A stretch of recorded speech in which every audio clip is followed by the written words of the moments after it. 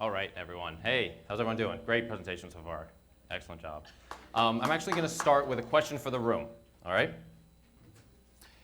Oh, I'm Danny Laplaza. Why don't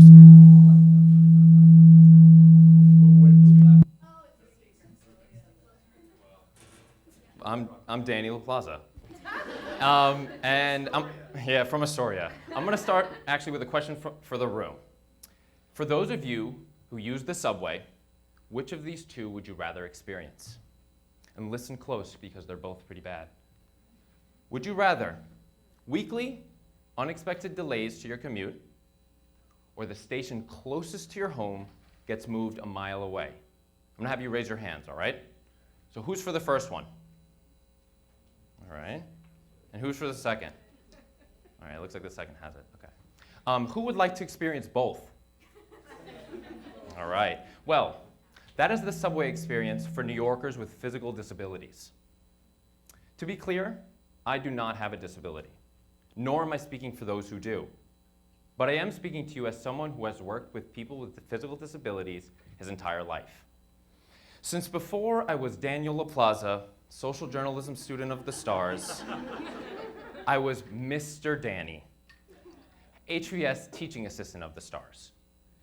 The Henry Viscardi School in Long Island, New York, is a school for children with severe physical disabilities. I grew up across the street from the school. My mother has been a physical therapist there for over 21 years.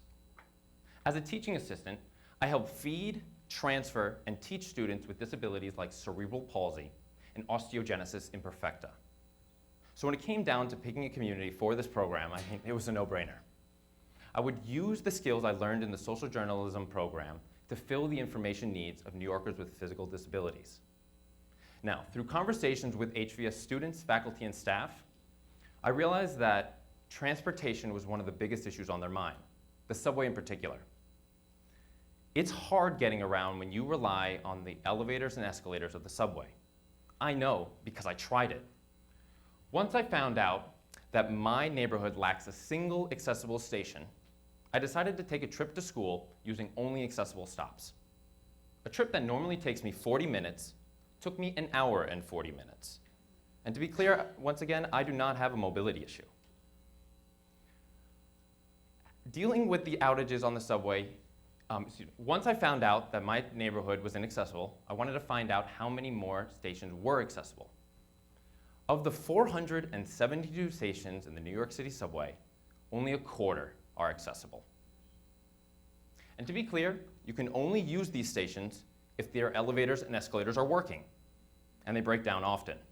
In fact, to give you an idea, there were over 16,000 elevator outages last year, an average of 44 per day, and 72% of those were unplanned. These outages make it hard for New Yorkers with physical disabilities to use the subway. New Yorkers like Alan Timothy Lunsford Stevens, nailed it. He wanted to take the train home from Grand Central, but couldn't. Both the elevator and the escalator were taken out for repair at the same time. Because of his disability, Timothy couldn't use the stairs. He needed the elevator and escalator to access the station. So he asked an MTA employee on site for an accessible alternative. They suggested he walk half a mile to the closest accessible stop, and then take the train back from there to Grand Central. All that just to get underground. I first heard Timothy's story during a disability rights rally outside the New York City courthouse. Activists were there just ahead of an ongoing class action lawsuit against the MTA for their elevator maintenance. Because I belong to several disability rights groups online, I'm frequently invited to events like this rally. And I try to go to as many as possible. The social journalism program teaches that showing up demonstrates that commitment to your community and therefore builds stronger relationships.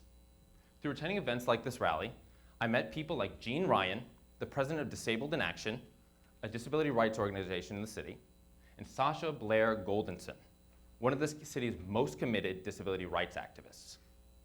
In an email between Jean and Ryan, Jean and Sasha pointed out my commitment to the community by calling me out as an intrepid student and reporter. I mean, he said intrepid, so.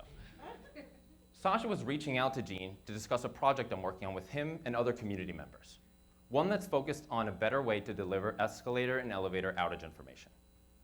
So right now, the MTA suggests using their website or My MTA smartphone app to check the outages. However, through conversations with the community members, I found out that not everyone can connect to the internet. In fact, 27% of New York City households lack broadband internet, and 20% of New Yorkers do not have smartphones. So in order to fill this information gap, the MTA provides outage alerts through text message. Problem with that is that they have you follow a link to check the current status online, kind of defeating its offline functionality. So, for that reason, I'm building my own tech service with the help of the community, and it's called Up or Out. Up or Out will allow users to text in to find out about any elevator outages at their station. They first text the service to get its attention, nailing it, and then they reply with the line and station they hope to take.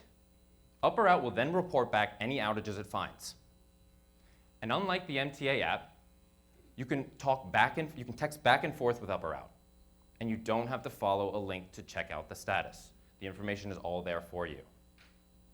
I wanted to make sure that I workshopped the idea with community members before I built the prototype, because I wanted to build something they would actually use.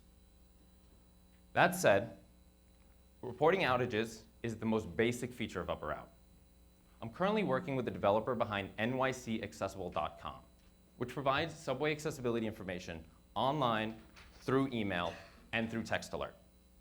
We hope to expand Up or Out to include services like alternative routing, which was actually suggested by a community member as extremely helpful. The idea being that if Up or Out finds an outage, it can offer an accessible alternative. I also like to include features like the ability for users to report outages, ask wayfinding questions, and much more. All right, so I admit, this tech service is just one of those little circle bandages on the giant wound that is subway accessibility. It takes billions of dollars and years of renovation to upgrade the system. The MTA recently announced a $51.5 billion subway renovation plan, which only 10% will be used to include new elevators and ramps at 66 more stations, leaving only 285 left to go. Okay, so while that happens, I want to make sure that New Yorkers that rely on these elevators and escalators have the information they need. Thank you.